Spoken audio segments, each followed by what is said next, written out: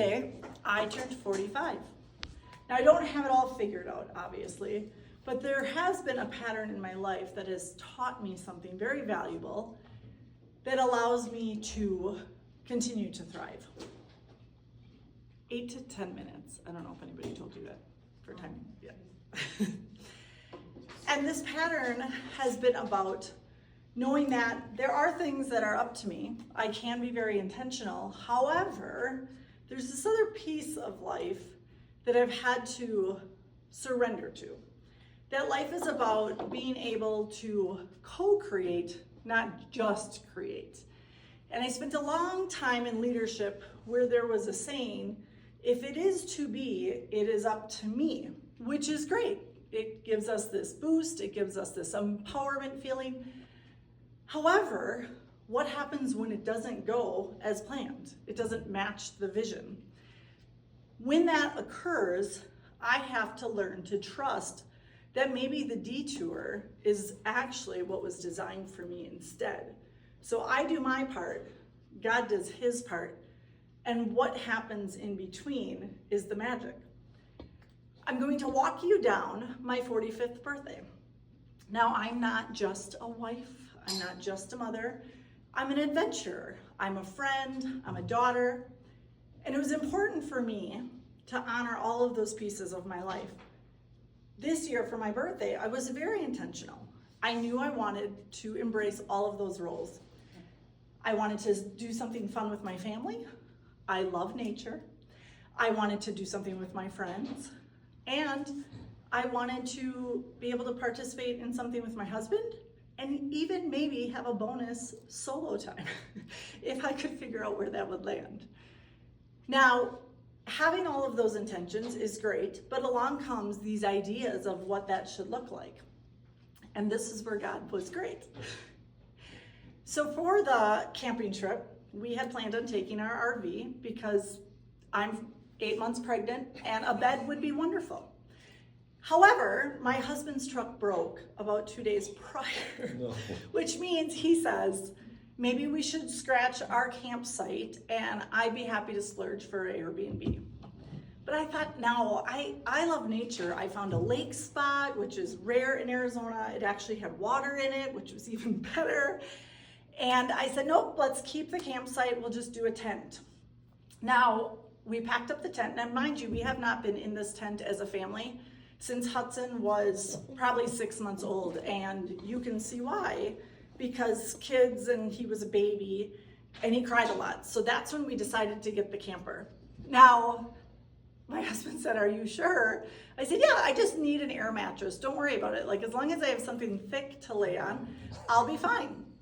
So the second comedy of this camping trip is we get to the campground and I realized the air mattress that I packed was actually for a toddler. Oh, so no. as much as that will help us in a few future years, it was quite interesting to look at that and say, I wonder what that will look like now. Needless to say, we also had a hammock, and I thought, well, worst case scenario, I'll sleep in the hammock. It doesn't look like there's rain. We'll be good. Well, we blow up this thing. And what's funny is initially it actually looked like one of those blow up coolers. And I thought, oh dear, I don't know if I can pull that off. But luckily there was an insert. And so I realized, well, my feet need to be propped anyway, so that's good. And then, my head, I'll figure out a way to extend and such. It all worked out great. So detour number one was that it reminded me I'm a very adventurous person. Regardless that I'm 45 or that I'm pregnant, I can still hold my own, right? So now detour number two. I'm coming back and it's Sunday Fun Day and I've decided to have a celebration out by Creekside, 45 of all things. Now when I first sent this out to people, I wanted Friday because I thought, well, Friday is fun. Well, no one was available. Everyone's like, oh, I wish I could come, so sorry. I thought, oh, well shoot, do I force it or do I let go of it together? Do I need to do all this friend stuff? And I thought, well, I love Sunday Fun Day. Back in Wisconsin, where we're from, Milwaukee was known for them. You would wake up and you would head out to the town and you would have a great day all day. Now I said, okay, let's just throw out Sunday Fun Day. Well, to my dismay, we got there and then they said, oh, I'm sorry, you can't be on the grass, which was the vision. It was like green grass along the creek. I don't know if anybody's ever been there. And I thought, well, now what? And where are we gonna go? And she calls me while I'm camping and says, I'm so sorry, I don't know who took this reservation, but we can't accommodate 20 to 25 people without knowing the number, and I don't think we have the space now that the grass is canceled. I said, well, that's not really an option. I've already sent out invites and people are coming. So please try to figure something out. Calls back, okay, we can get you on the patio. We'll set up some tables and it's open house style. So hopefully it'll all work itself out. I get there, it is a beautiful area. It's couches and umbrellas in case the rain's gonna come. And as I was driving, people were texting, is your party still on? Because it is thundering and raining at my house. Well, as you know, Prescott is really funny because it could be raining here in Deering Park, but it could be blue skies in Prescott. Well, luckily I was driving into the blue skies. Now the owner then says, okay, I think we're good for now, but at 3:30, no, it was 2:30, thunder's coming. So plan B is you gotta go inside. Well, inside is not very big. You had like 2 couches. And she's like, we'll just do our best. I'm like, yep, we'll do our best, whatever happens. The rain completely passed us. We had like 1 drip. So I was like, woo, all right, thank you. All right, detour number 3 is spending time with my husband. He surprised me with taking the day off. Now I thought maybe I'll see him in the morning. My kids usually sing to me, that'll be our time. He says, nope, I've taken the day off. I've learned this is a national holiday. And so he says, I've already planned for us to go somewhere. We're gonna go to Fossil Creek. Now, if you know about Fossil Creek, it is about an hour drive there. It's an hour dirt road, pretty bumpy. I'm at a stage where that makes me feel like I'm probably gonna go into labor. And so he said, well, what were your thoughts? It's only $6. We can totally ditch the pass. And I thought, gosh, I really wanted to go to Sycamore Canyon, and there's supposed to be water in a creek. It knocked off like an hour and a half of our time. I had to pick up my kids from school anyway. So he's like, great, let's go. So awesome, we're open to a new adventure. Well, there's this reading that says you have to go 2 miles in because that's where like the waterfall and the creeks are. But then he said, you will hear water at 10 minutes down, and if there's water in the creek, you could play there. That sounds good, I'm fine. The version of me that was in my 20s and 30s would have been like, we need to go the full 2 miles. I need to see everything. And it was wonderful to be in a place of Ananda with anything that was in front of me. I was super content and I thought, God's guiding me. He's gonna deliver the perfect experience.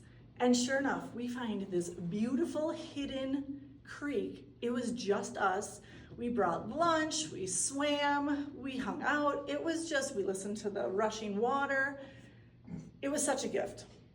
So I thought, once again, another fun detour that I didn't even know existed. And it was all about just new. I was like, let's just be open to new. That clearly seems to be the theme here. So what I've learned on my birthday, oh, and then the last part, which was funny, on my actual birthday, which was yesterday, I always like to get up for a sunrise hike. I just think it's the best way to start the day. I have a beautiful sunrise spot about 4 minutes away.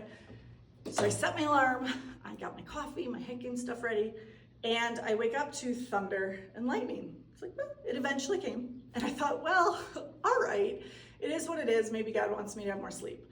I thought, no, I should get out. I want to see this. Sure enough, it wasn't actually raining. It was just lightning and thundering. So I brought my cup of coffee, I sat outside, and there was this amazing lightning storm that just took place in front of me. And I thought, I'm curious what lightning means on your birthday. And it was so cool. It was all about renewal and refreshingness and being open to transformation and knowing that it's going to wash out the old to bring the new. And I thought, how timely for 45. And the last part of my day, I thought, well, I didn't get a sunrise. I'm gonna go for a sunset. Now I have this amazing spot I always go to. And once again, filled with clouds. I thought, are you kidding me? Okay. So I was like, well, I guess I missed this one too, and that's fine. And every year looks a little different. However, I'm like, I'm gonna stay and just see what happens because the sky typically lights up. It was incredible.